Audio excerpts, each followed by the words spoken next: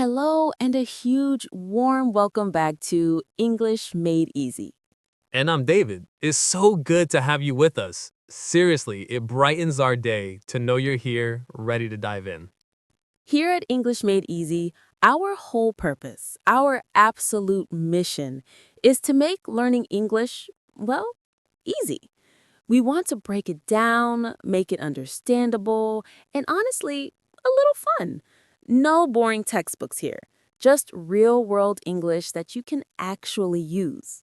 Exactly. And today, we're tackling something super practical, something that happens to everyone, everywhere. We're talking about, drumroll please, talking to your neighbors. Ah, yes, the neighborly chat. Sometimes it's just a quick hello, sometimes it's a longer conversation over the fence, and sometimes it's about resolving a little conflict. We've all been there, right? Oh, absolutely. The dog barks too much, the music's a bit loud, the trash cans are in the wrong spot. Life happens, but knowing how to handle these situations, how to communicate clearly and respectfully, that's a superpower. And that's what we're going to build today. This isn't just about learning new words. It's about learning how to use them, when to use them, and why they matter in those real life moments. We're going to explore common phrases, understand their nuances, and by the end of this episode, you'll have a whole new toolkit for navigating those everyday interactions with confidence. This isn't just theory, it's practical, usable language. And here's a little secret for learning. Even if you're just whispering to yourself, try to say the words and phrases after me. I'll speak with a natural rhythm, just like a native speaker, so you can really get a feel for how they sound and flow. Your mouth needs to practice as much as your ears. So grab a cup of coffee, settle in, and let's get started on making those neighborly conversations a breeze. Talking to your neighbor. It sounds simple, but there's an art to it. So let's kick things off with the big idea, a foundation for all these interactions: empathy. Ah, empathy. Such a powerful word. It really is. Empathy at its core means understanding and sharing the feelings of another person. It's like putting yourself in someone else's shoes. Imagine you're standing right where they are, seeing things from their perspective. That's empathy. Explaining further, you're not just hearing what they say, but you're trying to feel what they're feeling. If they're frustrated, you try to understand that frustration. If they're happy, you share in that happiness. It's a deep kind of understanding. Exactly. And in the context of talking to neighbors, especially when there's a conflict, empathy is your secret weapon. It softens the conversation, makes you approachable, and often it helps you find a solution that works for everyone. Let's practice that word, empathy. Say it with me. Empathy. The stress is on the first syllable, M. Listen to how the th sound is made. Your tongue gently touches behind your front teeth. Empathy. Empathy. It's like when you see someone trip and you wince a little because you can almost feel their surprise and embarrassment. That's a small act of empathy. Or when a friend tells you about a bad day, and you don't just say, "That's too bad," but you truly understand why it was a bad day for them. Simple synonyms for empathy could be understanding or compassion. If you have empathy, you have understanding for others. You feel compassion for them. It's about connecting on a human level. So, when we think about preparing for a conversation, especially one that might be a bit tricky with a neighbor, your first step is to try and gather some empathy. Before you even open your mouth, pause and think, what might they be experiencing? Let's imagine a scenario. Your neighbor's dog barks constantly, all night. You're tired, you're frustrated. Your first thought might be to march over there and demand they do something about it. But if you pause and you try to apply a little empathy, you might think, maybe they don't even realize how loud it is. Maybe the dog is anxious when they're not home. Maybe they're struggling with something themselves. This doesn't excuse the barking, but it changes how you approach the conversation. Instead of starting with an accusation, you might start with a question or concern. That's the power of empathy and action. It sets a different tone. Now, let's move on to some phrases that really help in these situations. The first one is a fantastic way to open a potentially difficult conversation gently. I was wondering if we could talk for a moment. I was wondering if we could talk for a moment. This phrase is gold because it's polite, it's non-confrontational, and it shows respect for their time. You're not demanding, you're wondering. The meaning is pretty clear. You're asking for a brief conversation, but the why it matters is key. It signals that what you have to say might be important, but you're giving them an out if it's not a good time. It's like saying, I have something on my mind, but I respect your schedule. Let's break down the pronunciation. I was wondering if we could talk for a moment. I was wondering if we could talk for a moment. The stress falls on one in wondering and mo in moment. I was wondering if we could talk for a moment. Try it with me. I was wondering if we could talk for a moment. Feel that gentle request in your voice. A simple synonym for I was wondering if we could talk for a moment could be, do you have a minute? Or could I speak with you briefly? But I was wondering adds that extra layer of politeness and consideration.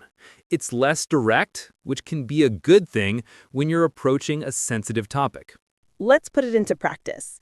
Imagine you want to talk to your neighbor about their hedges that are growing into your yard. Bad example. Your hedges are too big. Fix them. Good example. You see your neighbor outside. You approach them with a friendly face. Hi, neighbor's name. I was wondering if we could talk for a moment about the hedges. See the difference? One sounds like an attack, the other sounds like an invitation to a conversation. The first one will make them defensive immediately. The second opens the door for a friendly discussion. The strength of this phrase is its politeness and non-confrontational nature. A possible mistake is using it with a stern or angry tone.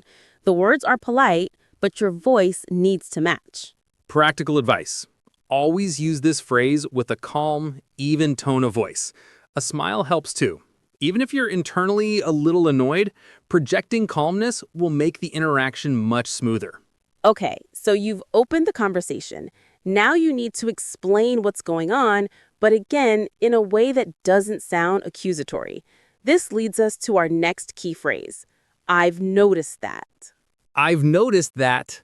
This phrase is brilliant because it states a fact, an observation, without placing blame. You're simply reporting what you've seen or heard. It's objective. It means you have observed something. You've become aware of it. It describes a situation without pointing fingers. You're not saying you are doing X wrong. You're saying X is happening and I've observed it. Let's break down the pronunciation. I've noticed that. I've noticed that. The stress is on no in noticed. Notice how noticed that almost blends, and the T in noticed can sound a bit like a D in American English. Notice that.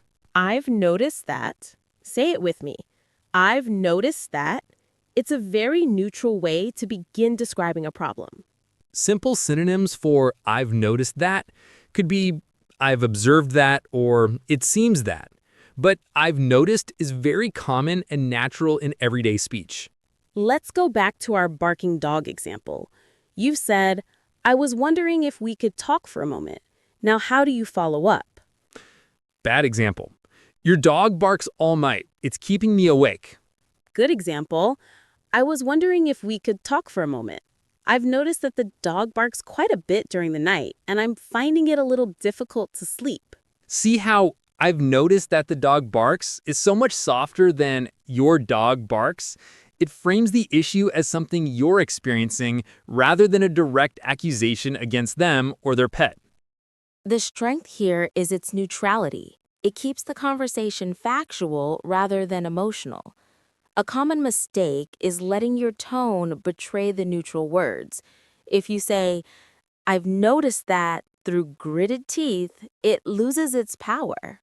Pair the phrase with open body language. Don't cross your arms or look angry. Keep your hands relaxed, maybe even gesturing slightly to show you're open to discussion. Now, once you've stated your observation, it's often helpful to explain the impact of that observation. But again, without being overly dramatic or demanding. This is where it's been causing a bit of a problem for me comes in. It's been causing a bit of a problem for me. This phrase is crucial because it expresses your experience, your difficulty, without putting the burden entirely on them. You're owning your feelings.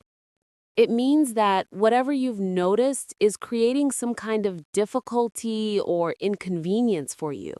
It humanizes the situation. You're not just complaining, you're explaining how their actions or an ongoing situation affect you personally. Let's tackle the pronunciation. It's been causing a bit of a problem for me.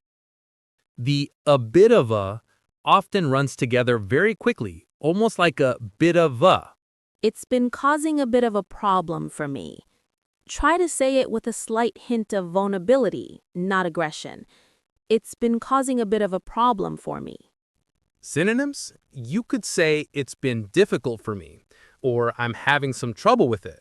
But causing a bit of a problem is a very common and natural way to phrase it, especially when you want to sound reasonable, not overly upset. The a bit of a actually softens it, making it sound less extreme. Let's continue with the dog barking scenario. You've said, I was wondering if we could talk for a moment. I've noticed that the dog barks quite a bit during the night. Bad example. And I'm so tired because of it. You need to make him stop. Good example. I've noticed that the dog barks quite a bit during the night, and I'm finding it a little difficult to sleep. It's been causing a bit of a problem for me to get enough rest. See how that flows? You're laying out the situation, showing them how it affects you, but still keeping it within the bounds of a polite conversation. You're not making it their fault directly, but rather describing the consequence of the situation. The strength here is that it communicates your personal impact without sounding accusatory. It invites understanding rather than defensiveness.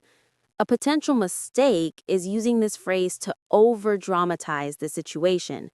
Keep it honest and proportionate to the issue. Practical advice. When you say, for me, lightly tap your chest or gesture toward yourself. It subtly reinforces that this is your experience, not a judgment on them. After explaining the problem and its impact, it's often a good idea to suggest a solution, or at the very least, invite their input. This brings us to, I was hoping we could find a solution together. I was hoping we could find a solution together. This phrase is fantastic because it demonstrates that you're not just complaining, you're looking for cooperation. You want to collaborate. It means you are expressing a desire to work with them to solve the issue. Why it matters is that it shifts the focus from problem to solution, and it makes them a partner in that solution rather than just the target of your complaint. It's collaborative. Let's pronounce this one. I was hoping we could find a solution together. I was hoping we could find a solution together. Stresses on ho in hoping, lu in solution, and ge in together. The G in together is soft, like in pleasure. I was hoping we could find a solution together. Try it. I was hoping we could find a solution together. Really project that sense of partnership. Simple synonyms might be, let's work this out, or can we figure this out? But I was hoping we could find a solution together carries a more formal and respectful tone, which is often needed in neighborly disputes. Back to our dog barking example. You've explained the problem and its impact. Now you want to move towards a resolution. Bad example. So what are you going to do about it? It's been causing a bit of a problem for me to get enough rest.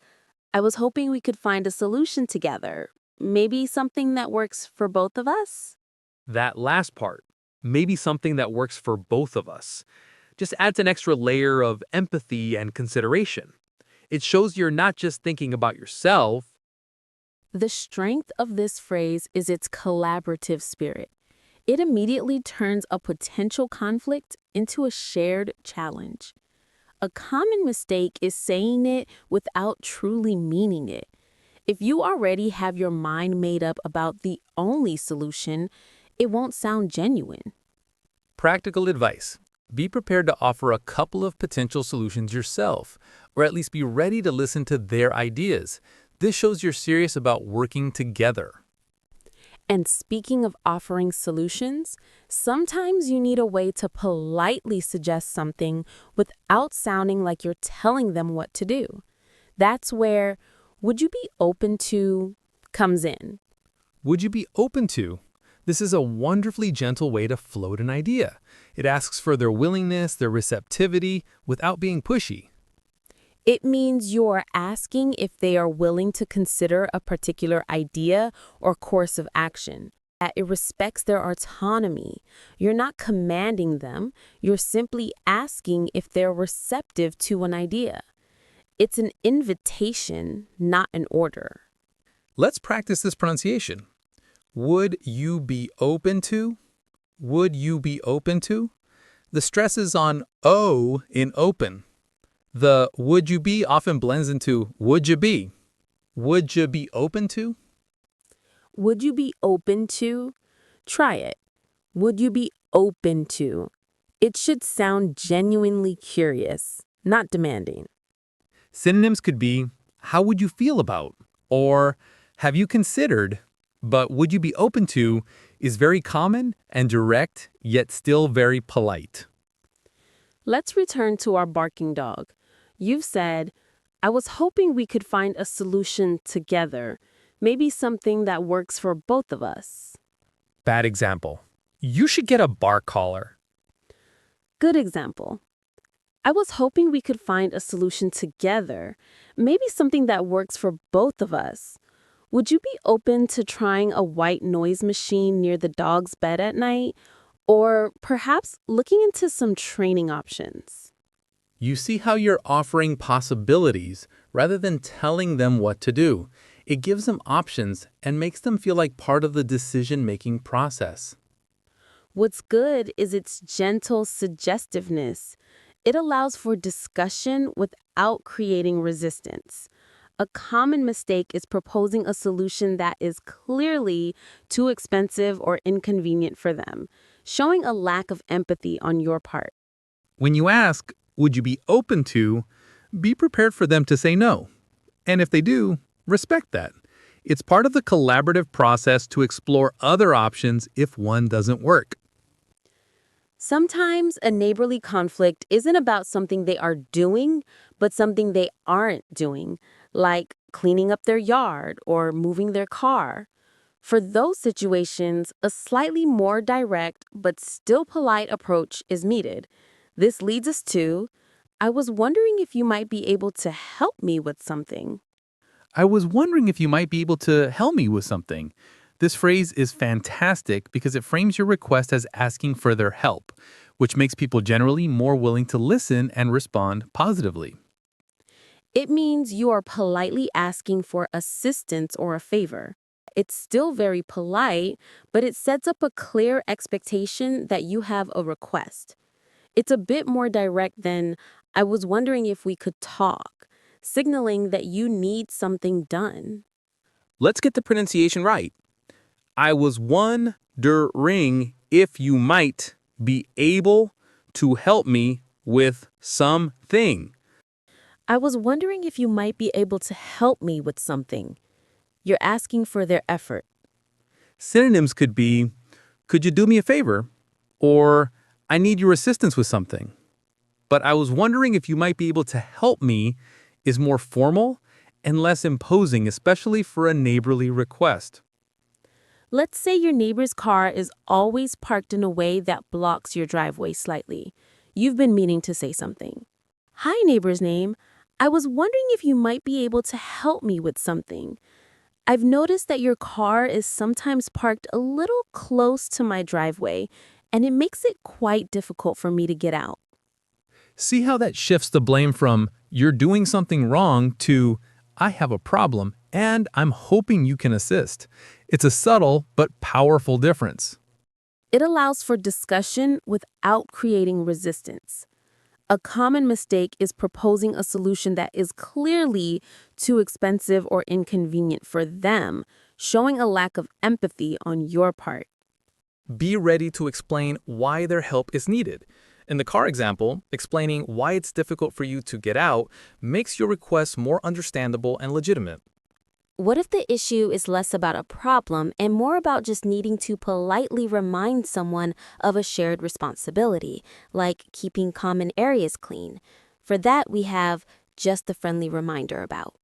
Just a friendly reminder about. This phrase is excellent because it uses the word friendly, setting a positive tone immediately. It frames the communication as a gentle nudge, not a stern warning. It means you are giving a polite notice or hint about something that might have been forgotten or overlooked. Why it matters is that it assumes good intentions. You're not saying they're intentionally neglecting something, you're just reminding them. It's light and cooperative. Just a friendly reminder about. Try it. Just a friendly reminder about. It should feel like a soft tap on the shoulder. Synonyms could be a quick heads up about, or thought I'd mention, but just a friendly reminder is very common and explicitly sets a positive, non-confrontational tone. Imagine there's a shared community garden and one neighbor often leaves their tools out overnight. You want to remind them without being harsh. Bad example. Annoyed. You keep leaving your tools out. Clean them up. Good example. Hi, neighbor's name. Just a friendly reminder about the garden tools. We want to make sure they don't get damaged by the rain if they're left out. See how you acknowledge their difficulty first? You're not just jumping to your own problem. That makes them feel heard and understood, which is a huge step towards cooperation. This phrase can help validate another person's perspective without necessarily agreeing with their actions. It builds bridges, not walls. A common mistake is using it sarcastically. If your tone is anything but friendly, the words won't matter. Practical advice. Pair this with a smile and a warm demeanor. The friendly part should come through in your entire presence. What about those times when you want to express your understanding or acknowledge their perspective, even if you don't fully agree with it? That's where "I can appreciate that" is very useful. This phrase is fantastic for showing empathy and acknowledging someone's point of view, even if you have a different one. You're saying, I hear you and I understand why you feel that way. It means you understand and recognize the value or validity of someone else's point of view or situation. The stress is on pre and appreciate, and also a slight stress on that. The T in appreciate often sounds like a ch sound in American English, like appreciate. I can appreciate that. Try it. I can appreciate that. You're conveying that you've processed what they've said. Synonyms could be I understand or I get what you're saying, but I can appreciate that sounds a bit more formal and thoughtful, implying a deeper level of consideration.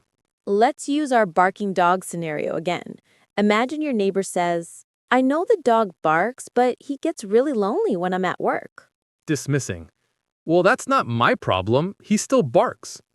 Good example. I can appreciate that he gets lonely when you're at work. It must be hard for him. I just hope we can find a way for him to be comfortable without disturbing the neighbors at night. See how you acknowledge their difficulty first? You're not just jumping to your own problem. That makes them feel heard and understood, which is a huge step towards cooperation. When you say, I can appreciate that, make eye contact and perhaps even nod slowly. This physical affirmation reinforces your verbal message of understanding. Now, what if you need to set a boundary or clearly state what you need, but still want to be respectful? This is a delicate balance, and our next phrase helps. My concern is that. My concern is that. This phrase is powerful because it expresses your worry, your issue, without directly accusing the other person. It frames a problem as a shared concern, even if it originates from their actions. It means you are articulating what worries you, what bothers you about a situation. It clearly states your boundary or your problem, but from a personal perspective. You're explaining why something is an issue for you, rather than just stating it is an issue. I'm going to demonstrate with a serious but not angry tone. My concern is that. Try it. My concern is that. It should sound thoughtful, not aggressive. Synonyms could be my worry is that, or what troubles me is that. But my concern is that is a very standard and effective way to politely express your uneasiness or boundary. Let's say your neighbor frequently has loud parties that go late into the night. You've tried a few softer approaches. Now you need to be a bit clearer about the impact. Bad example, angry. Your parties are too loud. I can never sleep. Good example. I was wondering if we could talk for a moment about the noise on weekends. My concern is that the late night music is really impacting my family's ability to sleep, especially with work and school the next day. See how you're connecting their actions to a direct negative consequence for you and your family? It makes your concern very real and tangible. The strength of this phrase is its clarity while maintaining a polite distance. You're expressing your feeling, not blaming. A common mistake is letting "my concern is that" be followed by a long emotional rant. Keep it concise and focused. After stating your concern, pause. Give them a moment to absorb it and respond. Don't immediately jump to the next thing. Sometimes you've had a good conversation and you just want to end it positively, even if the resolution isn't immediate. This is where "thanks for taking the time to chat" comes in. Thanks for taking the time to chat. This phrase is simple but incredibly important. It shows gratitude for their willingness to engage with you regardless of the outcome. It means you are expressing appreciation that they spent their time talking with you, that it reinforces a positive interaction.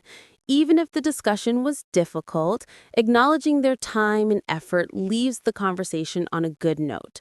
It paves the way for future positive interactions. Let's get the pronunciation right. Thanks for taking the time to chat. Thanks for taking the time to chat. I'm going to demonstrate with genuine gratitude. Thanks for taking the time to chat. Try it. Thanks for taking the time to chat. A warm, sincere smile helps here. Synonyms could be I appreciate you talking to me or thanks for listening. But thanks for taking the time to chat is very common and sounds natural and genuinely appreciative. Let's imagine your conversation about the loud parties went okay, and they agreed to try and keep it down a bit next weekend. Bad example, walking away abruptly. All right, see ya. Good example. Okay, that sounds like a plan. Thanks for taking the time to chat with me. I really appreciate it. That little extra, I really appreciate it, just adds a layer of genuine feeling. It makes them feel valued for their effort. It's easy to rush off, but this simple phrase makes a big difference. Practical advice, don't just say it, look them in the eye and give a sincere nod. Your body language should match your words. Now, let's talk about those everyday interactions, the just saying hello moments. These are just as important for building good neighborly relationships. Our first phrase for this is super common. How's it going? How's it going? This is a classic American English greeting. It's informal, friendly, and invites a simple answer. It means, how are you? Or what's happening? That it's a very common, lighthearted way to acknowledge someone and start a brief conversation. It's perfect for a quick, friendly exchange. Let's practice the pronunciation. I'm going to demonstrate with a casual, friendly tone. How's it going? Try it. How's it going? It should roll off the tongue easily. Synonyms are how are you or what's up. But how's it going is universally understood and used in informal settings. You see your neighbor getting their mail. Bad example. Silent, just a nod. I'm going to say it with a warm smile. Hey, neighbor, how's it going? Simple, easy, and it opens the door for a quick chat if they're inclined. They might just say, good, thanks, and keep walking, or they might stop for a minute. It's a low-pressure way to initiate contact. If you want to follow up on something you know they've been doing or something you've observed, a great phrase is, how's project or activity coming along? How's project or activity coming along? This shows you're paying attention to their lives, that you remember things they've mentioned. It's a wonderful way to build rapport. Imagine your neighbor mentioned last week that they were repainting their fence. Bad example. What are you doing? Good example. Hey, neighbor's name. How's it going? How's that fence painting coming along? This immediately shows you remembered something they shared with you. It's a small detail that makes a big difference in building a friendly relationship. Listen carefully to their answer. They might just give a short update, or they might launch into a longer story. Be prepared for either. Sometimes you just want to acknowledge their presence and offer a small pleasantry.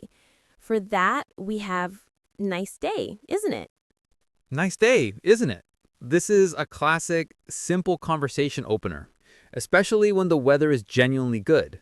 It's safe, universally understood, and creates a shared positive observation. It means you are making a simple observation about the good weather, inviting agreement. It's a very low-stakes way to initiate a conversation. You're finding common ground, the weather, and using it to connect. It's easy and inoffensive. Let's practice the pronunciation. Nice day, isn't it? Nice day, isn't it? Nice day, isn't it? Try it. Nice day, isn't it? Let your voice reflect the pleasantness of the day. Synonyms could be beautiful weather today or lovely day. But nice day, isn't it? With a tag question is very common and invites a response. You're outside watering your plants and your neighbor is doing the same. Bad example. Stares awkwardly. Good example. Hi, neighbor's name. Nice day, isn't it? It's simple, effective, and usually prompts a positive reply like, yes, it really is, or couldn't ask for better. What if you want to offer help to a neighbor? This can build incredible goodwill. Our phrase for this is, let me know if you need a hand. Let me know if you need a hand. This phrase is incredibly kind and offers practical assistance. It means, tell me if you need help. It means you are offering your assistance, indicating that they should inform you if they require any help. Why it matters is that it's a proactive gesture of neighborliness. You're showing that you're willing to go beyond just saying hello, that you're a supportive member of the community. It's personal, but not overly intrusive. Let's practice the pronunciation. Let me know if you need a hand. Let me know if you need a hand. The need a often links together quickly. Let me know if you need a hand. Let me know if you need a hand. Try it. Let me know if you need a hand. Sound genuinely ready to help. Synonyms could be, can I help you? Or, if you need help, just ask. But let me know if you need a hand is a very common idiom and sounds very natural and friendly. Imagine your neighbor is struggling to carry some heavy groceries into their house. Bad example. Watches without offering. Good example. Hi, neighbor's name. Looks like you have a lot there. Let me know if you need a hand with those. Even if they say, no thanks, I've got it. The offer itself builds a positive connection. It shows you care. It creates a sense of community. A common mistake is making the offer but then seeming annoyed if they actually accept. Only offer if you're truly willing to help. Don't just say it and walk away. Pause for a moment to give them a chance to respond. Your willingness should be evident. And finally, for closing a brief chat, especially if you know they're busy, you can use, well, I'll let you get back to it. Well, I'll let you get back to it. This is a polite way to signal that you're ending the conversation, recognizing that they might have other things to do. It means you are courteously ending the conversation by acknowledging that the other person likely has tasks or activities to return to, that it shows consideration for their time and schedule. You're not just walking away, you're politely excusing yourself and them. Let's practice the pronunciation. Well, I'll let you get back to it. Well, I'll let you get back to it. The get back to it often runs together very quickly. Get back to it. I'll let you get back to it. Try it. I'll let you get back to it. It should sound considerate. Synonyms could be I won't keep you or I know you're busy. But I'll let you get back to it is a very common and polite idiom for ending a casual conversation. You've had a quick chat with your neighbor about their garden, and you see them looking towards their phone or their house, indicating they have things to do. Well, I'll let you get back to it. Have a good rest of your day. It's a smooth, polite exit that leaves a positive impression. You've acknowledged them, had a brief moment of connection, and then respectfully ended the interaction. The strength of this phrase is its politeness and respect for others' time. It prevents awkward lingering. Combine this with a wave, a nod, or a small step backward to physically signal the end of the conversation. Now, let's dig even deeper into resolving conflict, because sometimes simply hinting or being polite isn't enough. You need to be a little more firm, but still fair.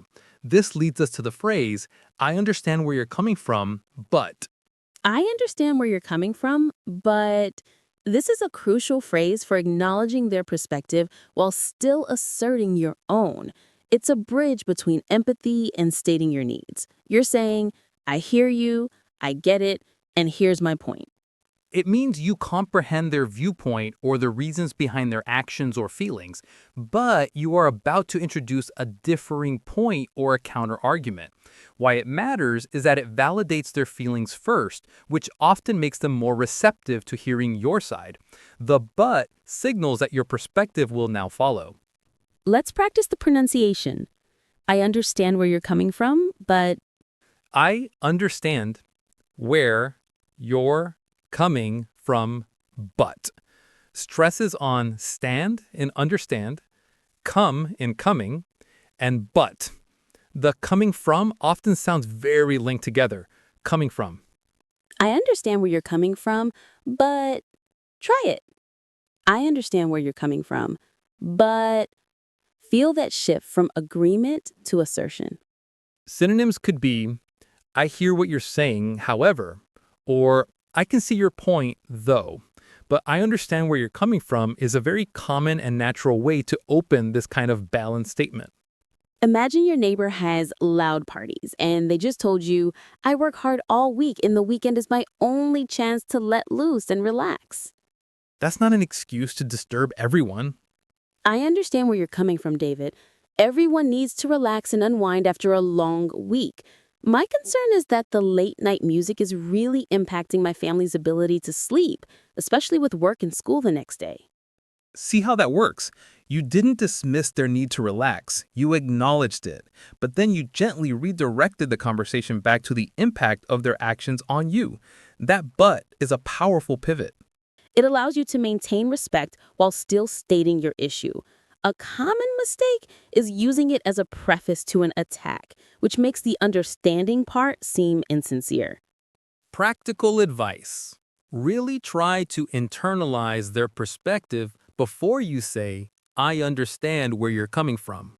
If your understanding is genuine, it will make the but part much easier for them to accept. Sometimes you need to suggest a compromise, a middle ground where both parties can get some of what they want. For that, we have, perhaps we could meet halfway. Perhaps we could meet halfway. This phrase is fantastic because it explicitly offers a compromise. It means you are suggesting that both parties make some concessions to reach an agreement. It means that instead of one person getting everything they want and the other getting nothing, both sides adjust their expectations or actions to find a solution that works for both. That it signals a willingness to negotiate and find a mutually beneficial outcome. It shows you're not just thinking about your own needs, but about fairness. Let's practice the pronunciation. Perhaps we could meet halfway. Perhaps we could meet halfway. Stress is on haps in perhaps and half in halfway. Perhaps we could meet halfway? Try it. Perhaps we could meet halfway. You're inviting them to a shared solution. Synonyms could be can we compromise or let's find a middle ground. But perhaps we can meet halfway is very idiomatic and conveys a sense of polite suggestion and collaboration. Let's go back to the loud party scenario. After you've expressed your concern, your neighbor might say, "But I don't want to stop having fun altogether." Good example. "I understand where you're coming from. Everyone needs to relax. Perhaps we could meet halfway. Maybe you could keep the music down after 10 p.m. on weekdays and a little later on weekends." This proposes a concrete compromise. You're not asking them to stop entirely, but suggesting a reasonable adjustment. That's a strong pathway to resolution. The strength of this phrase is its direct proposal for compromise and its fairness. It puts the ball in their court to consider a shared solution. A common mistake is offering a compromise that still heavily favors you, which isn't truly halfway. Be ready to suggest what your halfway looks like, but also be open to hearing their interpretation. It's a negotiation, not a demand. There will be times when you need to specifically ask them to do something, but you still want to be gentle. This is where "would you mind doing something" is very useful. Would you mind doing something? This is a classic polite request in English. It means, could you please do this? But in a softer, less demanding way. It means you're asking if they would be bothered or inconvenienced by performing a specific action, that it's incredibly courteous. By asking, "would you mind?" you're giving them a polite out if they truly can't do it, while still making your request clear. Would you mind doing something? Would you mind? The stress is on mind. Notice how would you often blends into would ya. Would you mind? And crucially, after mind, we use the ing form of the verb. For example, would you mind closing the gate? I'm going to demonstrate. Would you mind closing the gate? Try it. Would you mind moving your car slightly? Remember that ing verb. Synonyms could be could you please do something or please do something. But would you mind is generally considered more polite and less direct, which is often better with neighbors. Let's imagine your neighbor sometimes leaves their recycling bins out on the street for days after collection, making the street look messy. Good example. "Hi, neighbor. Hope you're having a good week. Would you mind bringing in your recycling bins a bit sooner after collection day? The street cleaners have a hard time getting around them." You see, by explaining why you're asking, you make it a reasonable request, not just a random complaint. And using would you mind keeps it super polite. The strength of this phrase is its extreme politeness and indirectness, which reduces resistance. A common mistake is using it for something very large or inconvenient, which might make the politeness feel ironic or sarcastic. Use it for reasonable requests. Always follow would you mind with the ing form of the verb. It's a grammatical rule that's very important for this phrase. Sometimes you need to suggest that the problem is affecting more than just you. This can add weight to your request, making it clear it's a community issue. Use, "it seems to be affecting quite a few of us." It seems to be affecting quite a few of us. This phrase is important for showing that an issue isn't just your personal grievance, but a broader concern within the neighborhood. It means that the problem you are discussing is having a negative impact on several people, not just you. That it moves the issue from a personal complaint to a community concern. This can encourage your neighbor to take the problem more seriously, as it affects their standing with multiple people, not just one. Let's practice the pronunciation. It seems to be affecting quite a few of us. Stresses on seems, fect in affecting, quite, and few. The of us often blends to of us. The of us often blends to of us. It seems to be affecting quite a few of us. Try it. It seems to be affecting quite a few of us. Synonyms could be several people are bothered by this, or it's a concern for many in the neighborhood. But it seems to be affecting quite a few of us is a very natural and polite way to imply a broader impact without naming names or sounding like you're gossiping. Let's return to the issue of loud parties. After discussing it, your neighbor might be dismissive, saying, "Ugh, it's just you who's complaining." I can appreciate that you want to relax, but my concern is the late night noise, and actually, it seems to be affecting quite a few of us on the block, not just my family. This gently corrects their assumption without throwing other neighbors under the bus. It simply states a broader truth, which can be very effective. The strength of this phrase is its ability to elevate a personal problem to a community one, making it harder for the neighbor to ignore. A common mistake is using it as a threat. Everyone is mad at you. It should be presented as a shared reality, not an accusation. Only use this phrase if it's genuinely true. If it's just you, don't invent other upset neighbors. Honesty is always the best policy. Moving into a slightly more assertive but still polite area, sometimes you need to directly state what you can or cannot accept. For this, we have, "I'm afraid I can't overlook." I'm afraid I can't overlook. This phrase is excellent for setting a clear boundary. Overlook here means to ignore or disregard. So you're saying I cannot ignore this. It means you are politely stating that you cannot ignore, tolerate, or accept a particular action or situation, that it clearly communicates your limit or boundary. It's polite because you start with "I'm afraid," which shows a hint of regret for the difficulty, but it's firm because you are stating a non-negotiable point. Let's practice the pronunciation.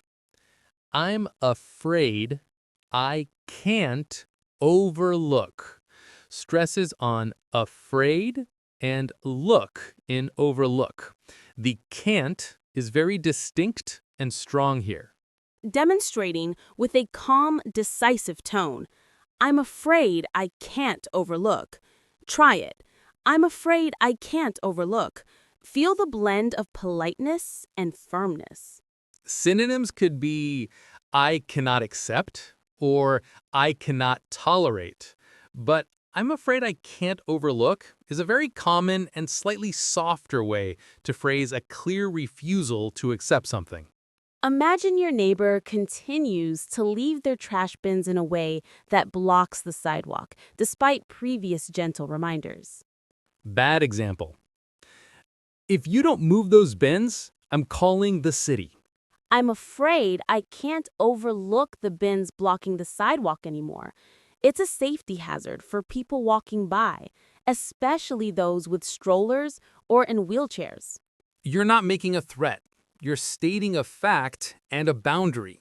You've explained why it's a problem, a safety hazard, which reinforces the legitimacy of your boundary. The strength of this phrase is its clear, firm boundary setting while still maintaining a polite opening. It communicates that the situation has become unacceptable. A common mistake is using it too early in a discussion, before softer approaches have been tried. This phrase is often for when other options haven't worked. When you say, I'm afraid I can't overlook, make sure your tone and body language are consistent, firm, but not aggressive or hostile. Sometimes you need to state a specific timeline or a desired action. This needs to be clear, but again, still delivered respectfully. I would really appreciate it if you could do something by time, or date. This phrase is fantastic because it combines a polite request with a clear expectation for action and a deadline. It means you are making a specific request for an action to be completed by a certain time or date, and you are expressing strong gratitude in advance for their cooperation. It's direct and clear, eliminating ambiguity about what you need and when you need it. The "I would really appreciate it if" softens the request. Let's practice the pronunciation. I would really appreciate it if you could do something by time or date. I would really appreciate it if you could trim those branches by next weekend. Try it. I would really appreciate it if you could move your car by this evening. Synonyms?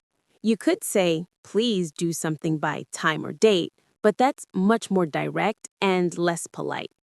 Could you please do something by time or date is also an option, but the I would really appreciate it if you could adds that extra layer of sincere request. Let's say your neighbor has a tree branch that's clearly growing over your roof, and it's starting to touch. It needs to be trimmed soon. Good example. Hi, neighbor's name. I was wondering if we could talk for a moment about your tree branch. I've noticed it's grown quite a bit over my roof, and I'm concerned it might cause damage if there's a storm. I would really appreciate it if you could trim those branches by next weekend. You've given the reason for your concern and a clear, reasonable time frame. That makes it easier for them to understand and comply. It's assertive without being aggressive. If they have a legitimate reason why they can't meet it, the goal is cooperation, not just compliance. Shifting gears a bit, let's look at phrases for more positive interactions, building goodwill. If you want to offer a genuine compliment to a neighbor, a lovely phrase is, your something looks fantastic. Your something looks fantastic. This is a simple, direct compliment that expresses sincere appreciation for something your neighbor has done or owns. Compliments are powerful for building positive relationships. They make people feel good and appreciated, which makes them more receptive to future interactions. Your garden looks fantastic. Try it. Your new paint color looks fantastic. Your voice should sound genuinely impressed. Imagine your neighbor has just finished landscaping their front yard, and it looks really beautiful.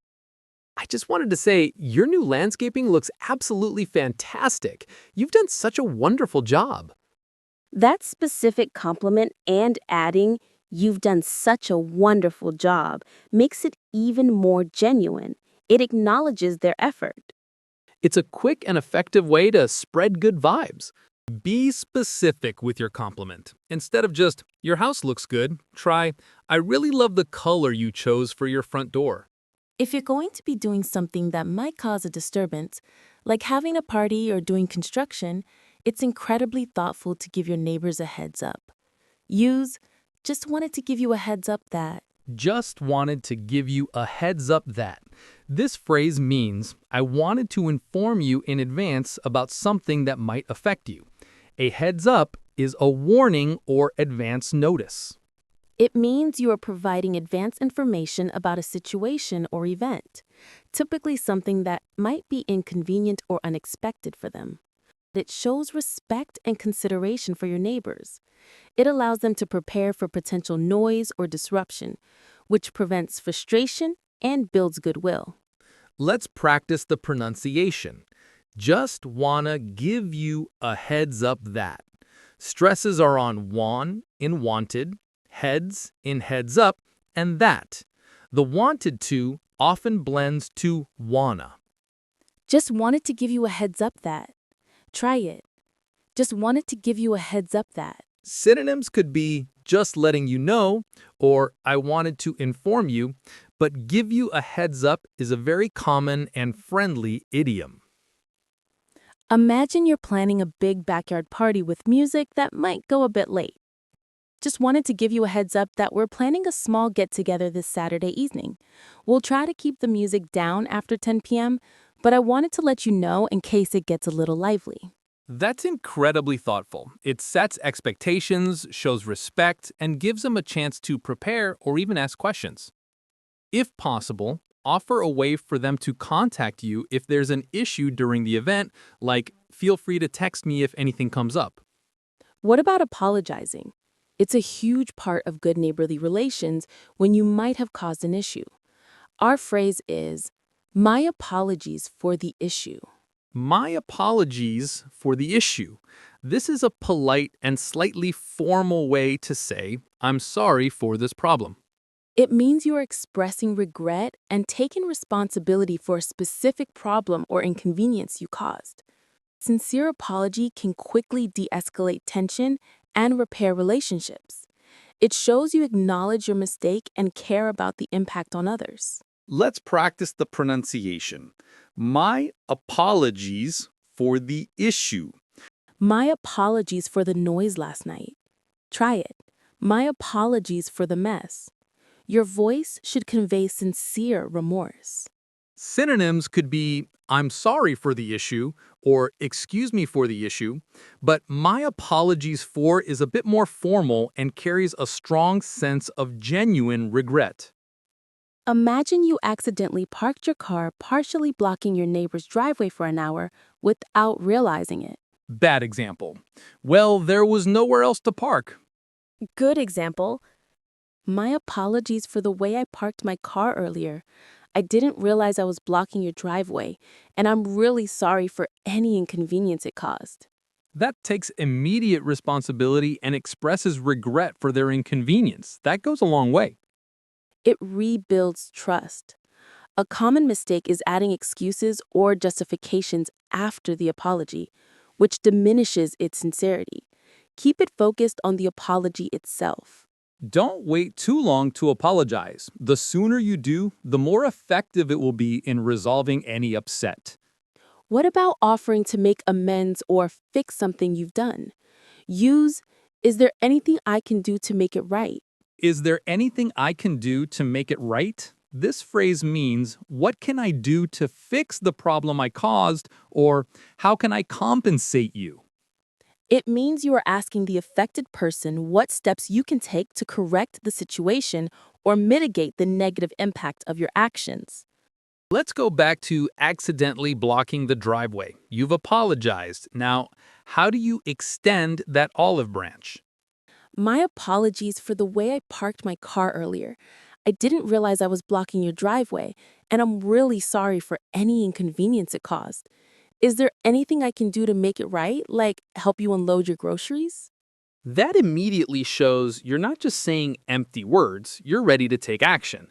It transforms a simple apology into a genuine commitment to repair. It actively seeks to resolve the problem. A common mistake is offering it, but then being unwilling or unable to follow through on whatever they suggest. Only offer it if you truly mean it.